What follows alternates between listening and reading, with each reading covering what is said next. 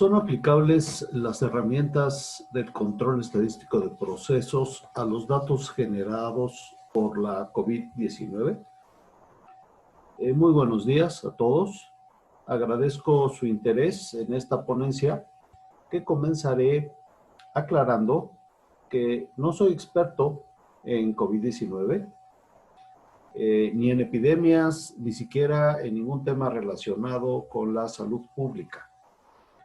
Por lo tanto, cualquier cosa que yo diga aquí que parezca una afirmación, una predicción o una conclusión, no tiene esa intención.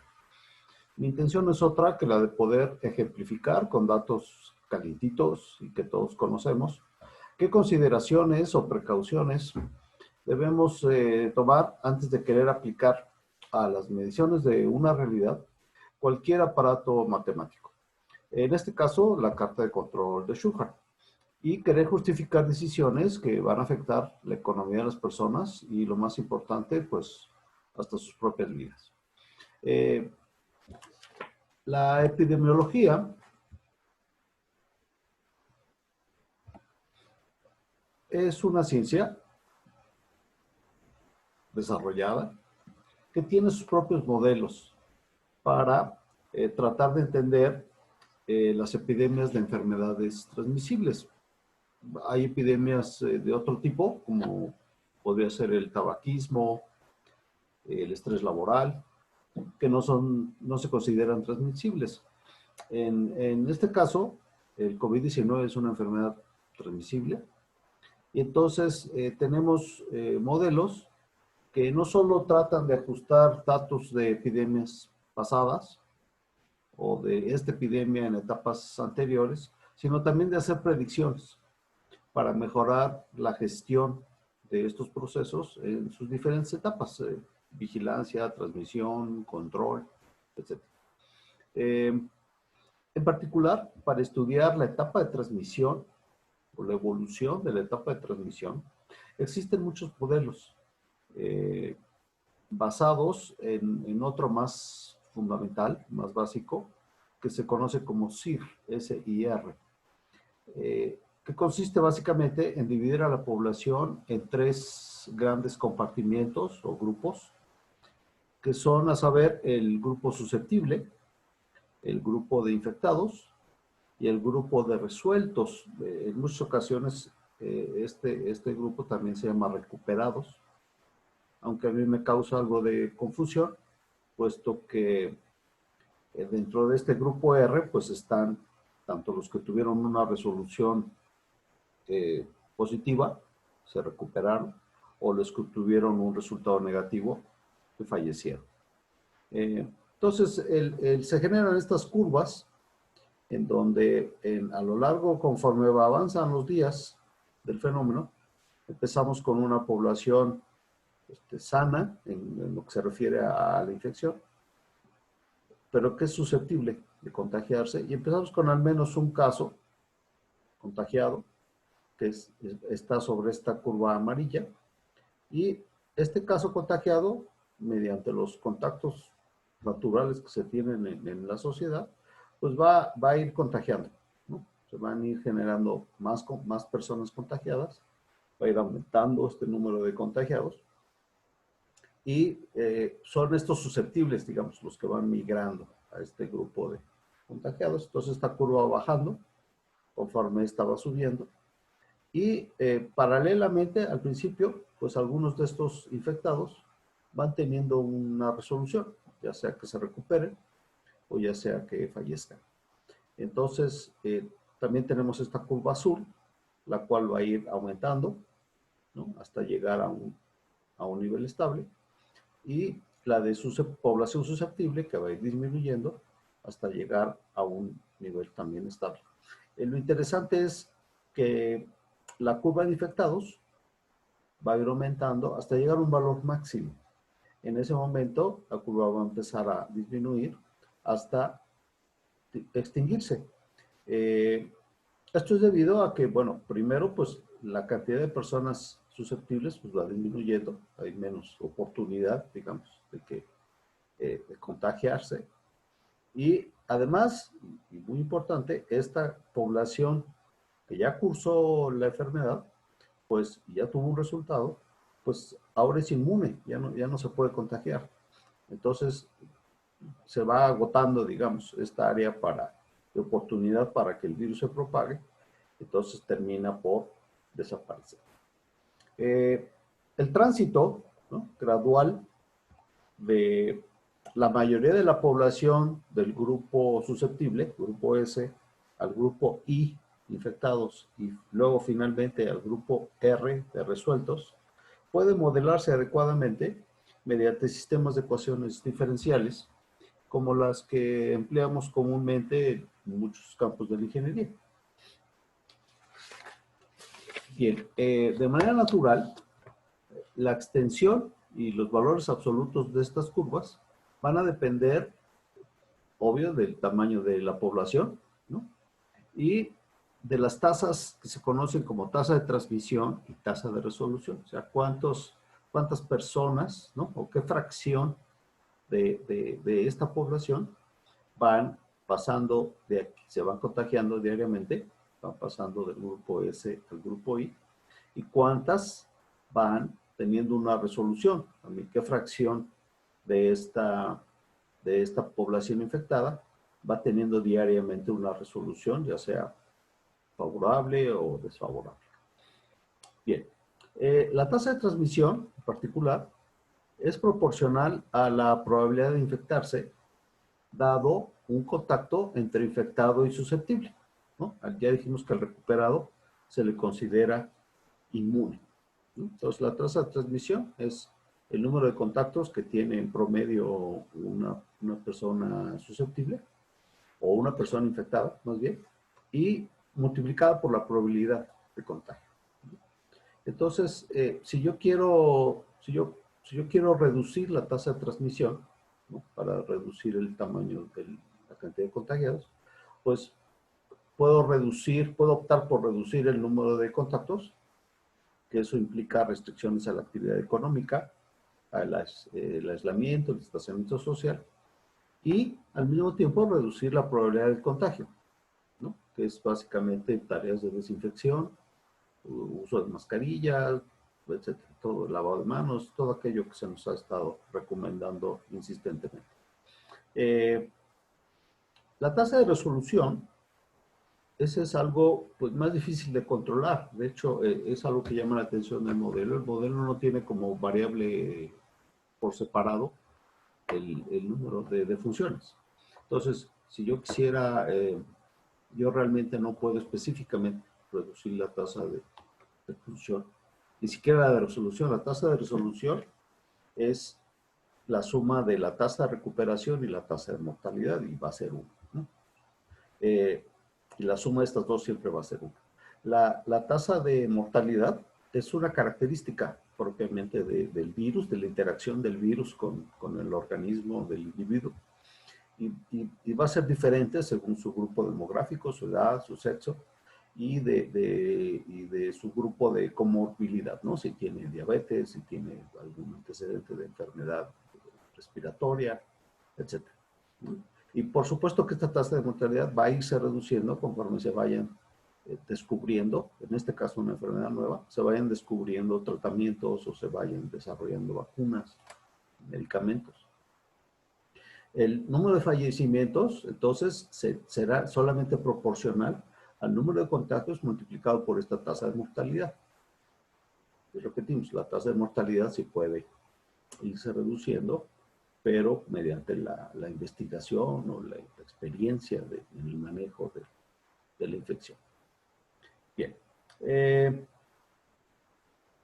Digamos que sería la evolución natural de una epidemia de este tipo.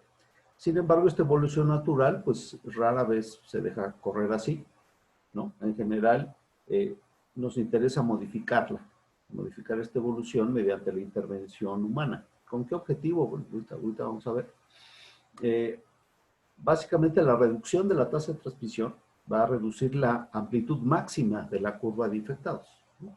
De manera natural, esta curva amarilla tiende a subir muy rápido, exponencialmente, y luego llegar a su máximo y luego también bajar muy rápido, quizás un poco más lento que la subida, pero se puede dejar correr natural y probablemente si las poblaciones van a llegar a una estabilidad, lo que se conoce como inmunidad comunitaria, y a lo mejor la intervención humana fue nula y finalmente la epidemia terminó, ¿no?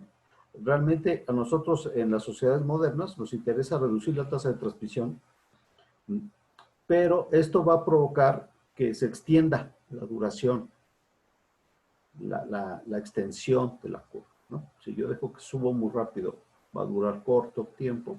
Si yo la plano, o sea, si yo reduzco esta amplitud, pues voy a tener una extensión más grande. Esto es porque no tengo tratamiento, no tengo vacunas, no tengo remedios. Entonces, el único que puedo hacer es cambiar la forma de la curva. Las recomendaciones para reducir la probabilidad de contagio, ya dijimos, pues son los cubrebocas, el lavado de manos, y para reducir el número de contactos, pues es básicamente el distanciamiento social. Y estas medidas pues llevan a este resultado de que tengo curvas con menor amplitud, ya una vez intervenidas, pero con mayor extensión. Entonces, una epidemia que a lo mejor iba a durar pues, 6 semanas o 8 semanas, pues a lo mejor la prolongo 6, 8 meses, ¿no? Bien. Esta estrategia, ¿no?, de aplanar la curva se ha difundido masivamente en las fases 2 y 3 del COVID-19 como indispensable, debido pues, a la facilidad de contagiarse del nuevo coronavirus. En el centro del debate político de cada país, acerca del manejo de la pandemia COVID-19, ha estado el número total de casos y especialmente el número total de muertos, ¿no? Los medios de comunicación, principalmente los grupos políticos, acusan a autoridades de que la curva total de defunciones sigue aumentando, ¿no?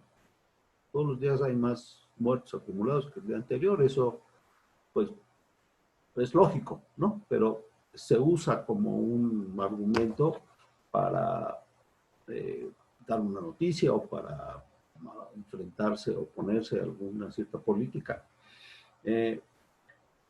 El modelo básico de CIR no tiene el número de fallecimientos como una variable independiente, sino que es simplemente proporcional al área bajo la curva de infectados, esa curva amarilla que vimos, y a la letalidad natural del virus, ¿no? Entonces, podemos notar que una curva de gran amplitud y de corta duración, pues podría tener un área similar a una de poca amplitud y larga duración. Entonces uno se preguntaría, ¿por qué entonces las autoridades sanitarias recomiendan intervenir una epidemia para prolongarla en el tiempo, si esto no necesariamente garantiza la reducción, a final de cuentas, del número de infectados y de fallecimientos? Y sí afecta gravemente a la economía, ¿no? No es lo mismo parar la economía un mes que pararla 6 meses. Entonces, si no se gana nada en cuanto al número de muertos, solamente se extiende esta agonía, ¿no? ¿Qué se gana? Para mí la respuesta es clara, ¿no? Queremos ganar tiempo para evitar que primero que se desborden los sistemas hospitalarios, que están mal preparados para atender una situación así, y por otro lado, para permitir el desarrollo de tratamientos médicos y de vacunas. Una sería una motivación humanitaria, ¿no? Salvar vidas, dándole tiempo a los científicos a desarrollar los medicamentos, las vacunas, y a los mismos médicos para que ellos aprendan a tratar la enfermedad y con eso pues, salvarán vidas, ¿no? Pero también hay una motivación política, ¿no? La motivación política es evitar que se desborden los hospitales y que tengamos ese espectáculo nefasto de gente ahogándose en la calle frente a un hospital que no lo va a poder admitir.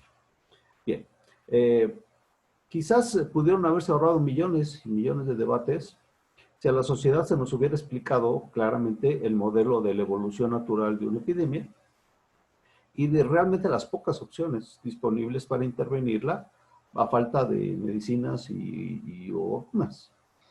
Bien, lo que sí se debe cuestionar desde mi punto de vista es que la falta de preparación de los sistemas de salud para enfrentar un evento de este tipo haya obligado a tomar medidas extremas que han sido muy costosas económicamente. Esto es, se entiende que los hospitales no estén preparados para cualquier tamaño de número de contagiados en un mismo día, pero los niveles que se evidenciaron eran lamentables. Entonces, eh, eh, también esa falta de preparación provocó que el costo económico final de este epidemia, que todavía no conocemos, eh, pues va a ser muy alto.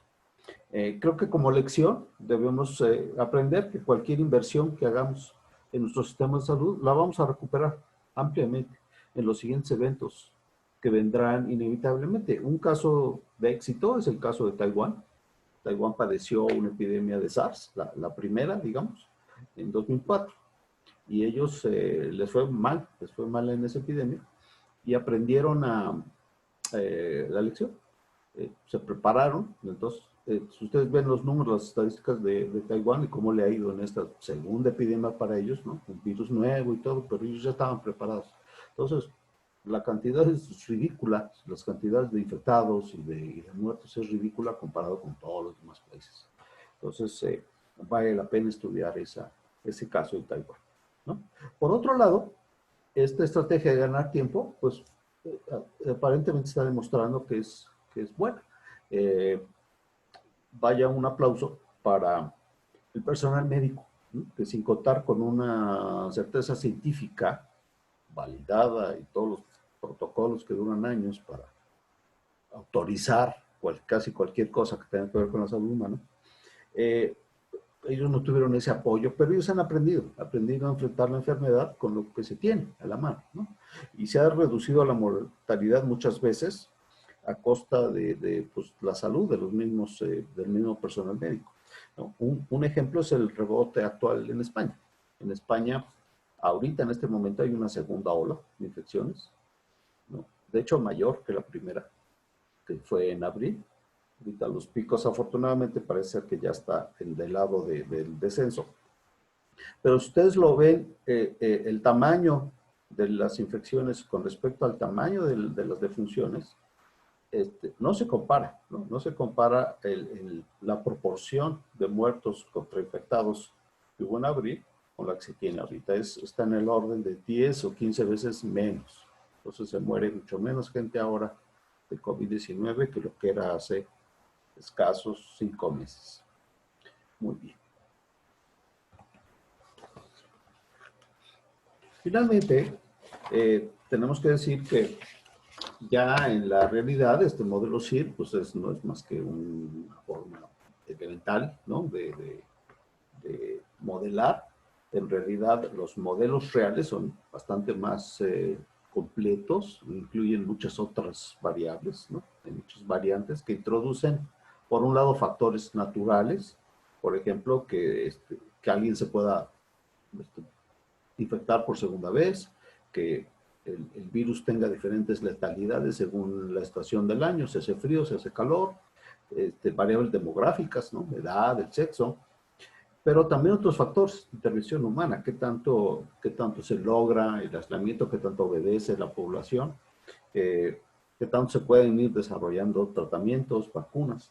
Entonces, qué tanto se aplican la sanitización, desinfección, etcétera, ¿no? Estos modelos ya mucho más sofisticados ajustan maravillosamente los datos que ya pasaron, ¿no? Si ustedes ven la curva de cualquier cosa que se imaginen ustedes, infectados, fallecidos, activos, y ven sus subidas y bajadas, y ven los modelos cómo se ajustan a esos movimientos, pues son factores de coeficientes de ajuste de 99.9% algunos, ¿no?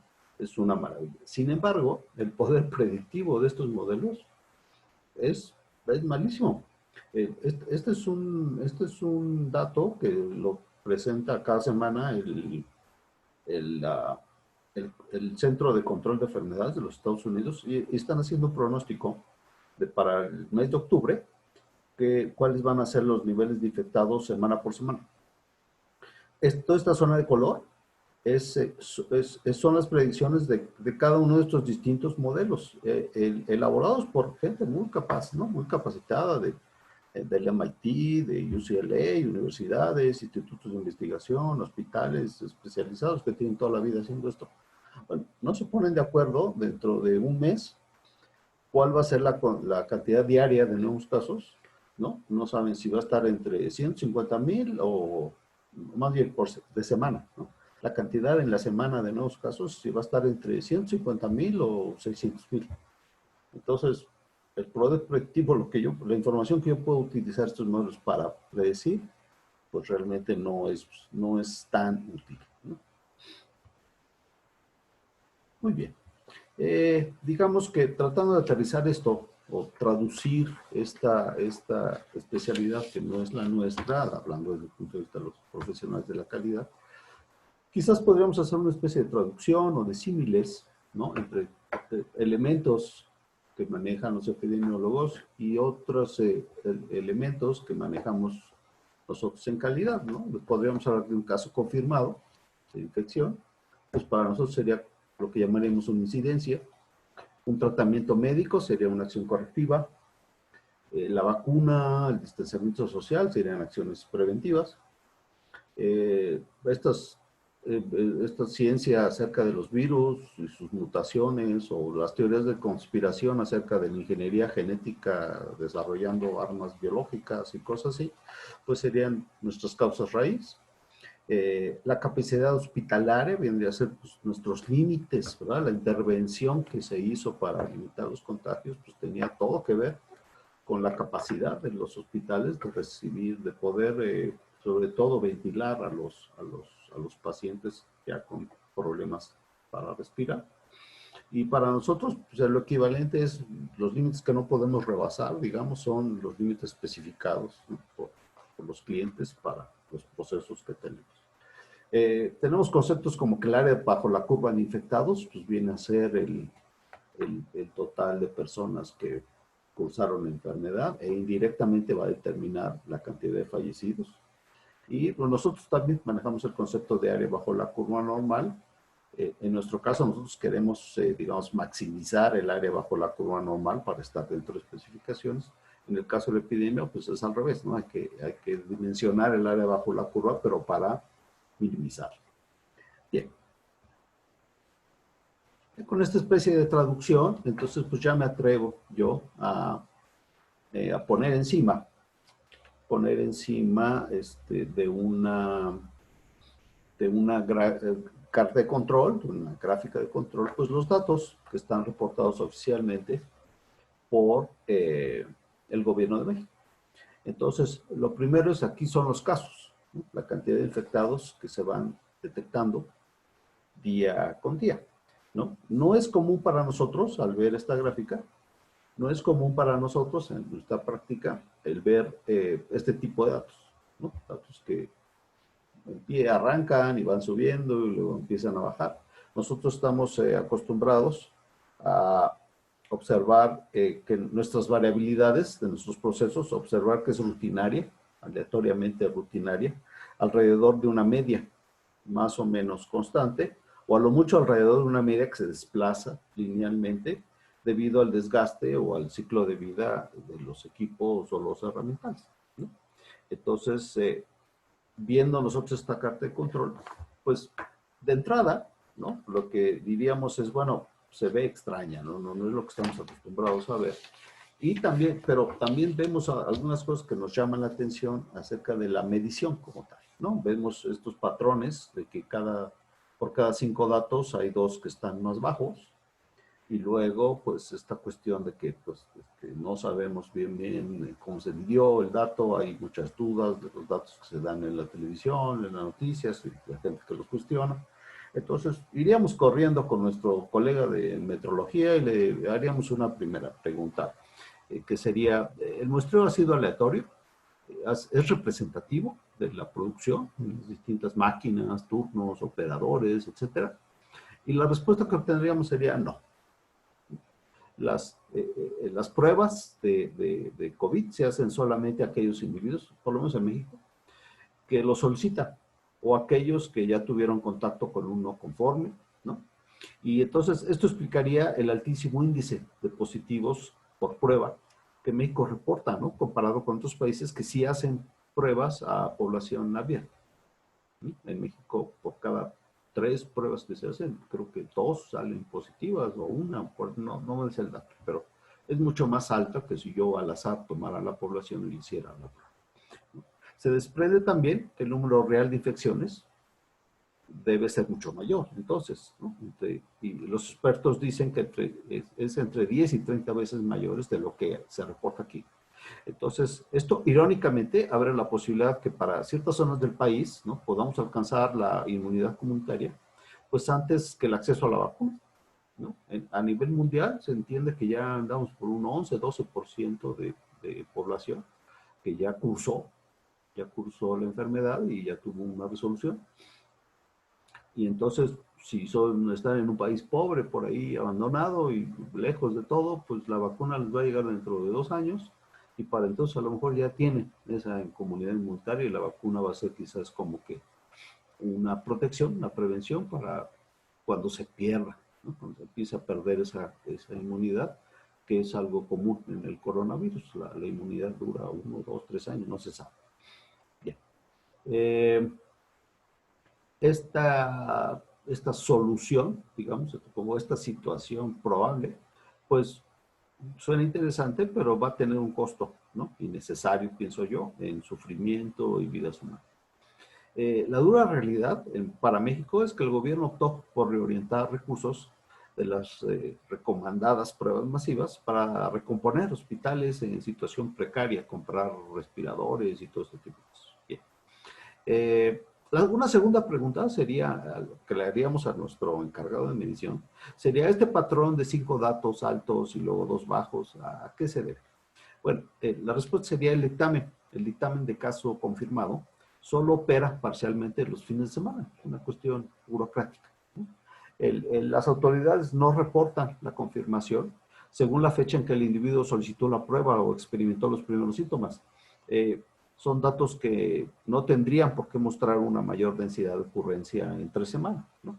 Entonces, este detalle provoca que nuestra zona de variabilidad natural, ¿no? A la hora que tenemos estos brincos aquí de que traemos 5 datos entre semana y luego caen el fin de semana, pues provocan estas levantones aquí en la gráfica de rangos, ¿no? Y esto provoca que nuestra zona de variabilidad 6 sigma, recuerden que esta zona de aquí está determinada por el rango promedio de acá. Si esto está inflado, entonces pues esta zona también es más ancha de lo que debería. Entonces, estamos estimando a partir de un rango promedio inflado, pues algo que no refleja la realidad. Pero de cualquier modo, ¿no? Si lo pensamos detalladamente, un rango promedio más realista, que sería mucho más bajo, pues nos va a dar límites de una zona de variabilidad natural mucho más estrecha, mucho más cerrada. Entonces veríamos que prácticamente todos nuestros puntos de la gráfica estarían fuera de los límites. Entonces la gráfica deja de funcionar, ¿no? La carta de control no nos va a servir para analizar este conjunto de datos en particular. Podríamos buscarle alguna solución a estos datos, darle un tratamiento, ¿no? Para evitar estos saltos que son básicamente un resultado de una mala práctica de reporte. Entonces vamos a intentar subsanar este problema de estos rangos artificiales. Vamos a tomar el promedio móvil de 7 o 14 días, sabemos que hay un ciclo semanal, entonces podríamos tomar un rango de 7 días para hacer un promedio móvil. O de 14 días, ¿por qué de 14 días? Porque yo me encontré mucha literatura en datos que se dan en Europa de cifras de enfermedades y de fallecimientos cada 15 días. Con promedios móviles, ¿no? Se dan diario, pero incluyen promedios móviles de 14 días.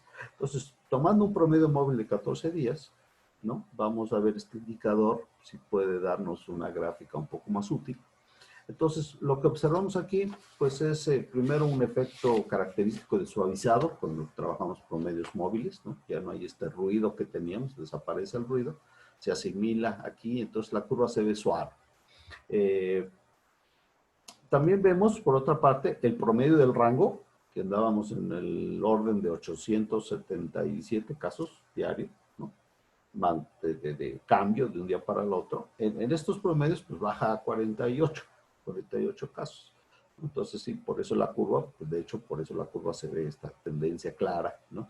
Ir subiendo, llegar a un máximo, y luego ir bajando, y luego aquí como que viene aquí como una otra jorobita, ¿no? Bien, tenemos ahora el problema, o seguimos teniendo el problema de que la variación de largo plazo, o sea, la variación aquí desde 1 hasta 6.700, pues es enorme, ¿no? En relación con la variación de corto plazo, que es la que está ejemplificada aquí en esta zona verde. Entonces, esta gráfica, ¿no? Convierte a los promedios móviles tomados como individuos, pues en una simple gráfica de tendencia. De aquí yo no puedo concluir más que pues el proceso arrancó lentamente, luego se aceleró y luego ya se frenó y ahora ya va de bajada, quizás aquí con una como meseta. Y me preocupa aquí que en estos últimos 2, 3 días pues se ve como que a lo mejor va subiendo. Bueno, va subiendo otra vez. La que sí podemos aprovechar es la gráfica de rangos, ¿no? La gráfica de rangos resulta de hecho bastante informativa. Durante los primeros 2 meses, marzo y abril, esta zona de aquí, se observa un aumento sostenido que señala claramente el crecimiento acelerado del número de nuevos casos diarios. Luego de mayo a septiembre se observa, aproximadamente de aquí hasta acá, se observa una etapa de estabilidad, ¿no? En la gráfica de rangos, que, que de mayo a julio demuestra un crecimiento constante. Y luego de agosto o sea, un crecimiento ya más acelerado. Y luego un decrecimiento también constante entre agosto y septiembre. A medio de septiembre se tiene aquí una discontinuidad que habría que explicar, ¿no? Coincide con las fiestas patrias, ¿no? Viva México. Y los últimos rangos de la serie muestran inestabilidad. Estos rangos están aquí disparados, pero es por el hecho de que los datos de los días más recientes son provisionales. O sea, el gobierno está constantemente corrigiendo datos de días anteriores, pues porque tardan en llegar las confirmaciones, tardan en llegar los dictámenes, los diagnósticos. Entonces, los valores van siendo definitivos pues conforme son más antiguos, pero los más recientes pues tienen mucha más incertidumbre, normalmente hacia abajo, ¿no? Bien, entonces, a pesar de que sí pudimos sacar alguna conclusión de aquí, pues todavía no nos satisface mucho. Entonces, vamos a cambiar de variable, vamos a irnos a las defunciones diarias confirmadas en México. Y en este caso, bueno, pues ya no tenemos el problema de los fines de semana, aquí no estamos promediando nada, aquí son los datos tal cual. Ya no tenemos esos problemas. Porque estos datos, aquí sí, las autoridades los dan muy precisamente del día en que realmente ocurrió la defunción. Entonces, lo reportan hoy, pero si la defunción no ocurrió hace 15 días o hace un mes, bueno, lo colocan en las tablas que actualizan todos los días, los actualizan en el día que realmente sucedió. Entonces, aquí ya no tenemos esos rangos artificiales que teníamos antes. Y ocurre, ¿no? Que estos datos que proporciona el gobierno mediante una tabla no son los datos que se dan en los reportes diarios que se hacen a los medios de comunicación. Entonces, los informes diarios al público se crea una confusión, ¿no? Al dar una cifra de muertes confirmadas que hicieron en cualquier mezcla de días anteriores. La cual ha sido artificialmente baja los fines de semana y alta casi todos los martes. Los medios han aprovechado esto, ¿no? Para armar noticias sensacionales de récords rotos que nunca existieron. En las dos funciones podemos observar similitudes con la gráfica anterior.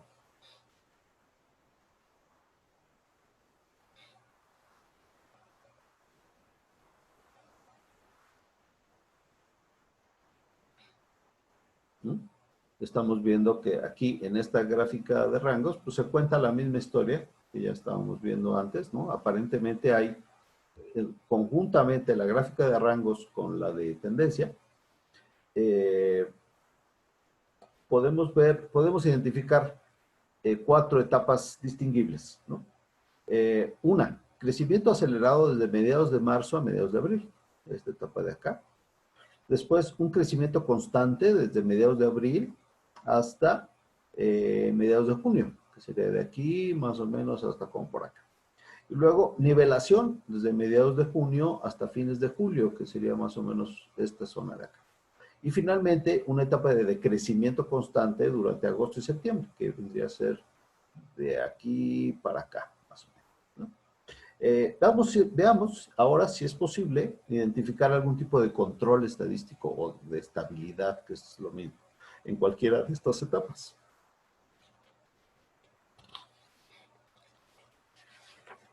Asombrosamente, descubrimos que efectivamente, ¿no? Considerando estas 4 etapas,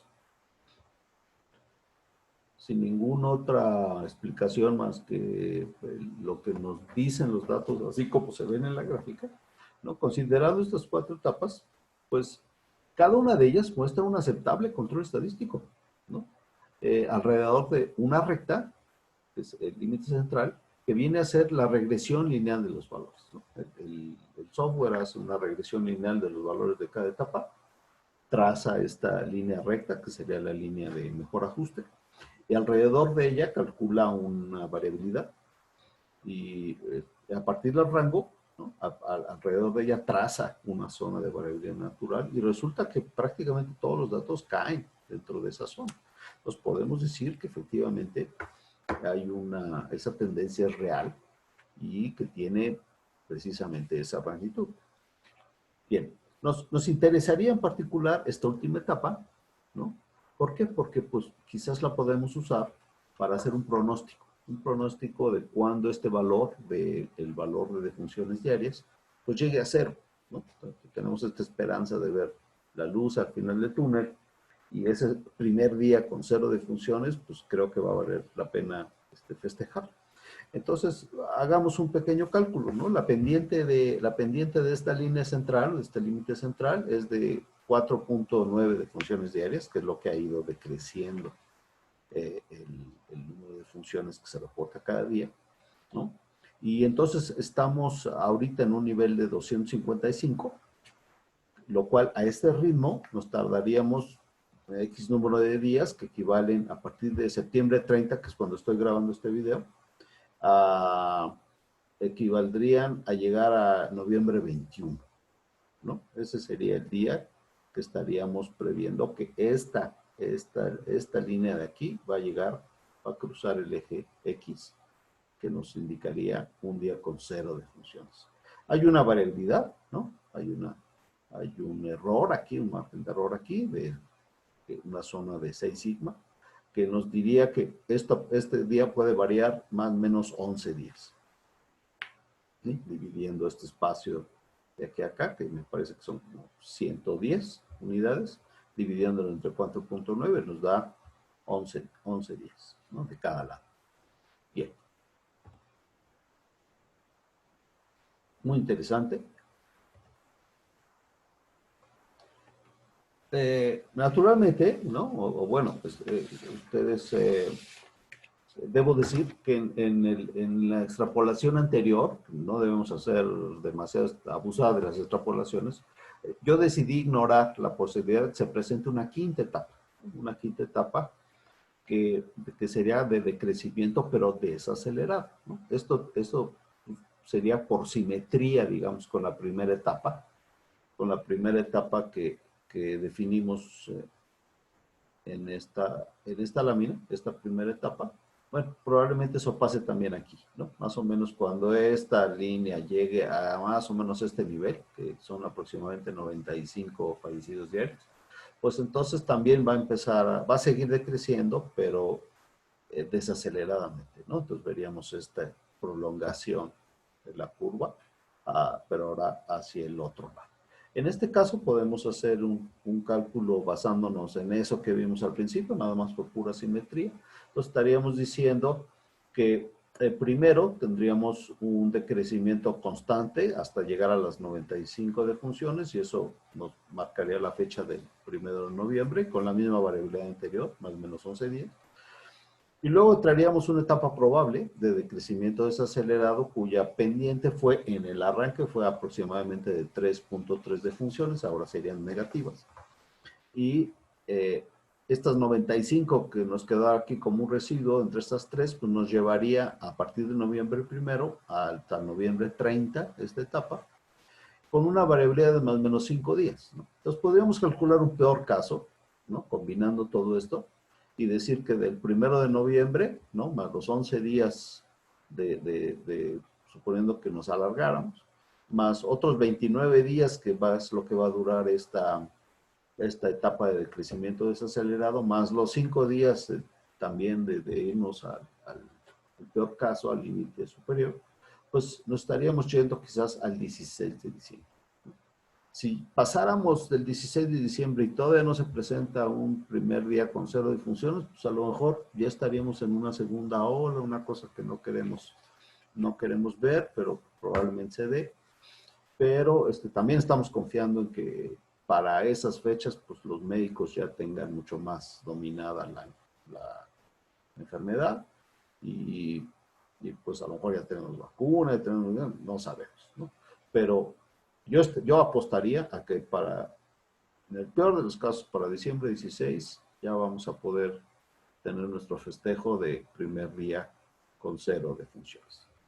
Bien, pues es lo que quería yo platicarles y pues con esto terminamos y sigo sus órdenes. Buenas tardes.